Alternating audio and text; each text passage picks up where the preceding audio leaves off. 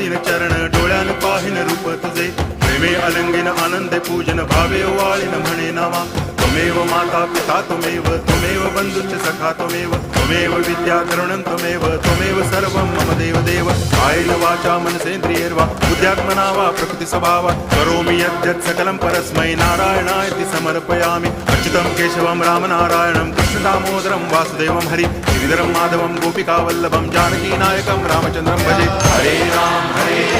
Ram Ram Hare Hare Hare Krishna